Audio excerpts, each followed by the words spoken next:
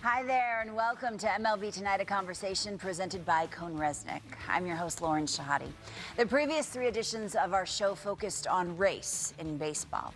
Over the next 2 hours, we will focus on women in the game with candid discussions about the struggles, the successes, and the future of women in our great sport.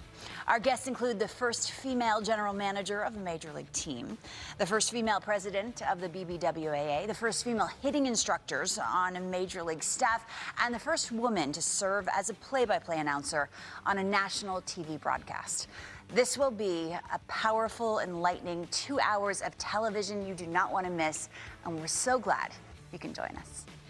Welcome back. Time to take you on the field. Our next two guests are pioneers in their respective organizations. Rachel Balkovitz is a minor league hitting coach for the Yankees. Rachel Folden, a Chicago Cubs minor league hitting coach. Both have spent their life around the game, and we're so thankful. Earlier in the show, we caught up with reporters Brittany Giroli and Susan Slusser about the difficulty of being a female reporter. And now we ask them their path to becoming a reporter in the game. Susan Slusser, a writer for over 30 years in Major League Baseball, actually had a different idea of what her path was going to be. A moment in time with the general manager of the Marlins, Kim Ng, as she gears up for her first season at the helm. And what about that call to speak at the inauguration special? If I would have told 20-year-old Kim that you'd be on that stage, what would you say to that? That was, so fast in my life, and I just accepted right off the bat. Didn't ask anyone, which I probably should have, but it was just so exciting and so fast in my life, and I just accepted right off the bat. Didn't ask anyone, which I probably should have, but it was just so exciting. And yes, quickly, as soon as you read it, though. There's this image, Kim, that MLB tweeted out that's kind of ingrained in my mind. I wanted to be a sports reporter since I was a young girl. I loved the thrill of victory and the disappointment of defeat and the walk-offs and the buzzer beaters. I love the environment surrounding the game. I still do.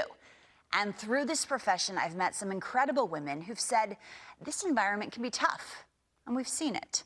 Recently, while they were covering spring training in Arizona and Florida, I caught up with Brittany Giroli, the national MLB writer for The Athletic, and Susan Slusser, now Giants beat writer for the San Francisco Chronicle and former BBWAA president, about their reactions towards these unwanted advances from colleagues and players and coaches still going on in the game today. Still to come, it's not just on the field or at the stadium, but now on their phones and computers. We continue with Susan and Brittany to talk about the impact that social media has had on female reporters in the game. When Michelle Meyership was named MLB's Chief People and Culture Officer in August of 2020, making her the highest-ranking woman in all the league.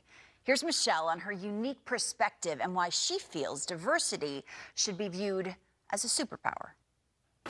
We're in the business of baseball around these parts, and front offices across the land are getting ready for what they hope will be a very successful 162.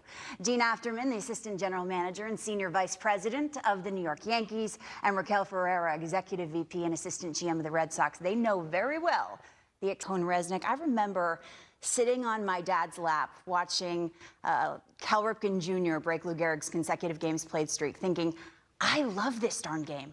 I want to be in it forever. Gene, you started as an actress. How the heck did you get here?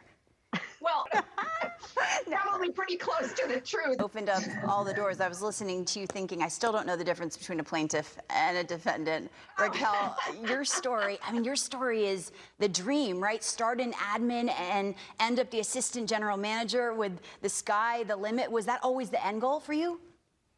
I asked you that, Raquel.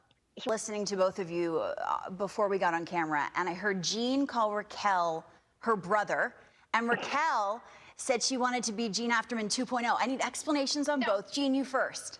I always get asked the biggest challenge succeeding, I always get asked that, right? The biggest challenge succeeding in a male-dominated field. A lot of women shy away from that question, and they've said to me, when I've asked why, for fear of sounding like they're complaining or fear of sounding whiny, but to avoid the challenges would be and seem equally as silly. So what are the biggest challenges or challenge you've faced, Raquel, in this business, in baseball? Or with Gene and Raquel after a quick timeout. Stay with us. You guys talk about the hypothetical table, right? Do you always feel comfortable at the table. What an honor it's been to hear these women's stories, right? I find that too often in life, I'm talking and not listening. We can all learn something when we put ourselves in other people's positions and we listen. You can't learn unless you listen, can you? Let's keep the conversations going. Let's be kind. There's room for everyone. I'm Lauren Shehadi. Thanks so much for watching. Have a wonderful day.